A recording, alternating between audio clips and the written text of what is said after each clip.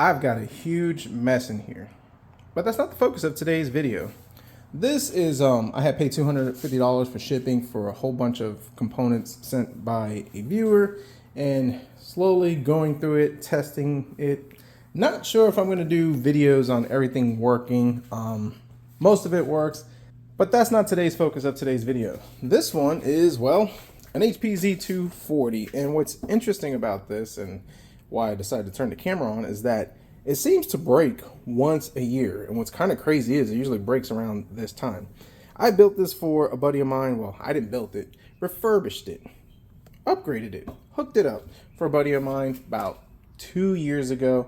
And it's been a good computer. His kid loves it, family loves it. I think it's some i7 6th gen, maybe a Xeon flavor. If I'm being honest with you, I really don't remember the specs. But anyways, this is a close, good buddy of mine, and I've talked about in the past, like when you're fixing computers for somebody, make sure you have good documentation and pictures, but this is a really close buddy of mine. He reached out and said that the computer turns on, but it doesn't go into Windows, it crashes, so I'm not sure what it is. A year ago around this time, it was a bad solid-state drive. Popped that out, popped in a new one, works beautiful. And today, he says it's kind of doing the same thing, but different. He says it will work sometimes. He has to do some wonky thing. I didn't get into the details because, well, work life and all that stuff. So it's just said, drop it off and I'll see what we can do with it. So let's go ahead. Let's do the right thing. Turn it on and see exactly what it does or does not do or do. Let's just see what's going on. So we have everything plugged in. Let's go ahead and hit the power button. It turns on. That's always a good thing. Okay.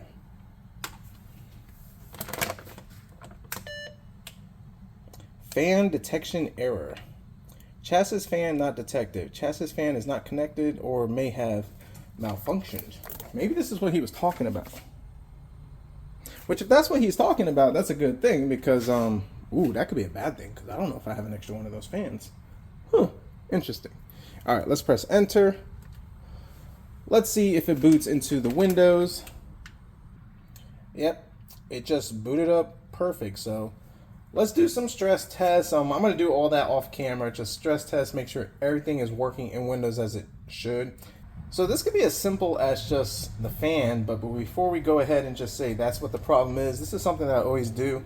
Test everything. You don't want to come back on this. Let's make sure the memory is working, CPU, the drive, the GPU, all that stuff, and then we'll dig into the fan. So I'm gonna do that off camera just to not make this video 20 hours long, so be right back. So after a little bit testing off camera, just using some Furmark, Cinebench, playing some of the games that they do, and just kind of diving into it, using it, after 30 minutes this thing runs fine. So as far as the specs, and I just wanted to remind myself, Xeon E3 1245 V5, 16 gigs of DDR4, I would assume. Windows 11 Pro, which that has not been an issue with this computer, so everything is working fine.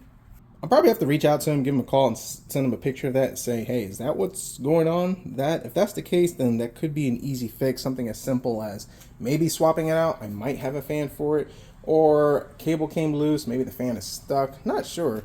But if you look at this computer, geez, what is going on? I mean, I know kids are rough with it, but yeah. So I am leaving this thing powered on because I want to find out if this fan is spinning. And now that I remember, this fan is not working. So you're probably saying, what in the world did you do there? I don't remember. I have to go back and watch the video. But I think there's a fan in the front of this that had went bad. I didn't have the replacement, so I went ahead and popped this thing on just to get rid of that error. But yeah, that fan has decided to delete itself for the most part. Could be an easy fix if I have something like that, but that's pretty awesome. I'm sure I have something like that. So let's go ahead. I'm going to open up the front just to see about that fan up there and why I did that. Yeah, sometimes, folks, I do things and I don't remember why I did it. I'm sure there's a reason why I did this, but I don't remember. So let's dive into this more. So we got this thing shut off. Let's pop this open. There might be a fan that was like here at one time. I'll have to like look up an HP Z440 to see what it is. But I did reach out to the buddy of mine, and he said that the computer didn't even display a screen. So that is very weird. Not sure. It could be this cable. So this is a W4100. Not a powerhouse, but enough to get the job done. Graphics card tested fine, so I know it's not a bad graphics card. Could be as simple as this cable just went bad on them.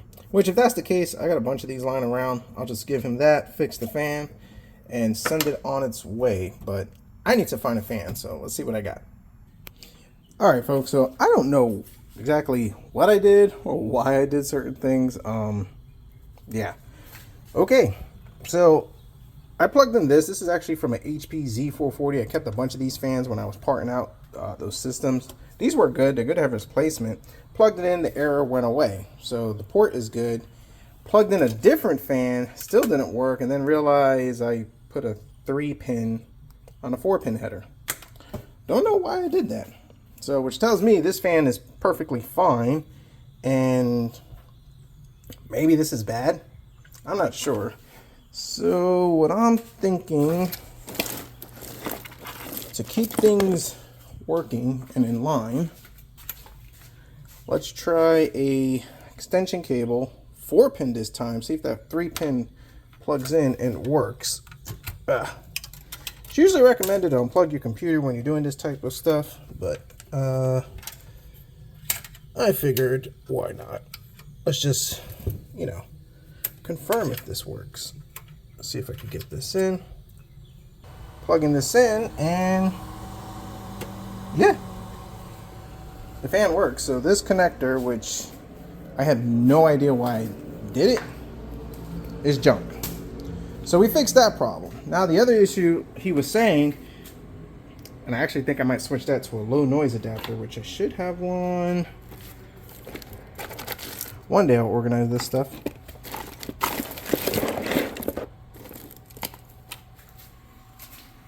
Yeah, we'll probably switch it out to one of these just to kind of quiet that fan up. But anyways, the other issue he keeps talking about is that he gets no screen. I've tried this adapter on all 4 of these ports, works fine. So my money might be that this adapter is just junk on his, which is fine. I have this, he can have it. I have a bunch of extra one of those. So let's put this back together and just make sure everything works. Alright, so this is what I'm thinking. I got on the interweb, started looking, and apparently there is actually a fan and a cage that goes right over here, which plugs into that. Well, I don't have that. And I pulled back some footage and kind of looked back on it. When I got this computer, that was one of the things this was missing. This was a bare bones one that I got like really cheap. Actually, no, it was given to me now that I think about it. Someone had brought it into the garage. It had the memory, but it didn't have the CPU. It was missing that. So it looked like somebody Frankensteined this thing. That's fine. And what I did was I put this fan right over here, just on the power supply, and it's actually just blowing air to the power supply, so it's not really hurting anything. I used a 3-pin setup for some reason. Why? I don't know. Can't remember. That's on me. So what I'm thinking about doing is using this long adapter, just like so, running it through here, and then zip tying the fan right up here. I think that would bring in very little airflow, but it would resolve the issue. So we got changes and development. So I wanted to put the fan up here. It would not work, and the issue that I was having is that it was sitting too high, and it would hit this little piece right there. See if you can see it. Yeah, it would hit that right there, and yeah, I could Dremel that out, but then I got to clean all the shrapnel and everything. And like I said, that fan is really not doing anything. This computer's been fine without that fan, so we had to get creative, and this is what we did. So we have the adapter, well, the extension that goes from here, and I don't know if you can see it, and I really don't want to pull this thing out, but I just took an 80mm thin fan from a CPU cooler, zip tied it to, there you go, maybe you can see it right there, just zip tied it to the mount for, I think that's for like a 3.5 or whatever people put there. There we go. Zip tied it to there, and that works. The fan is quieter. It's actually a 4-pin, so we're not having to do this 3-pin MacGyvery that we've been doing. So let's fire this thing up. If I can find the power cable. Where'd you go? There you are. Let's pop you in. And power. Now the advantage is that it's going to be quieter. The only fan noise that we hear is the W4100, but usually when it loads into Windows, it drops to like near silent. But as you can see, it's starting to boot up. I don't have the issue for the fan, and the video issue he was talking about seems to not be happening. So I'm fairly confident that this cable is bad. Fix the fan issue, and we save money by not having to order that. So this computer is done. Not sure if it was my mistake, doubt it.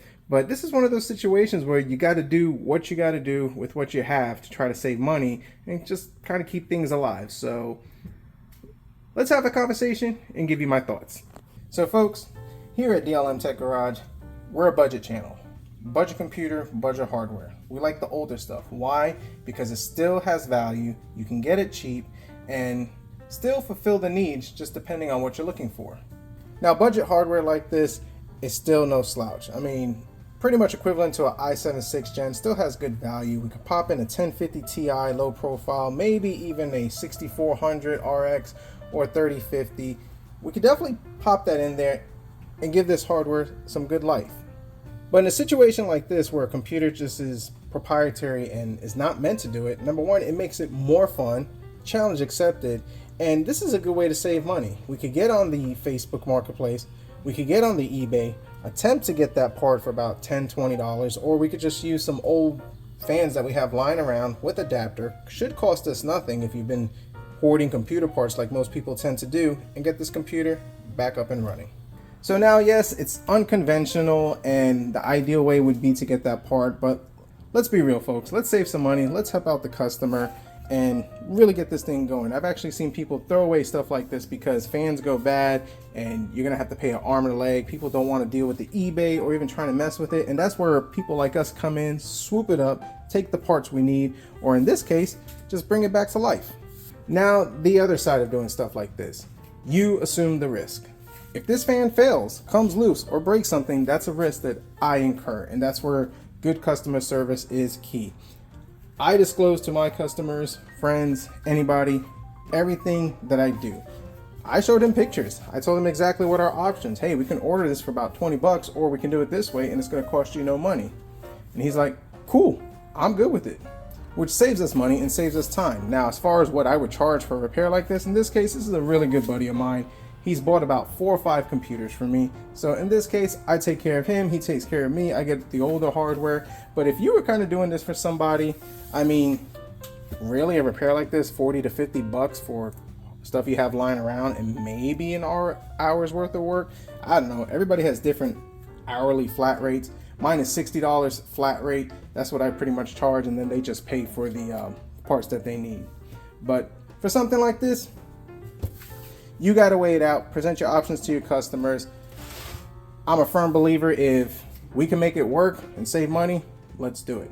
So comment down below, let me know your thoughts, concerns, criticisms. Would you have bought the right part? Would you have saved money doing it the way that I did it? And what other ways have you saved older hardware without having to go OEM parts? If you like this video, definitely hit the like button, subscribe if you're not, and as always, we'll see what we come up with next.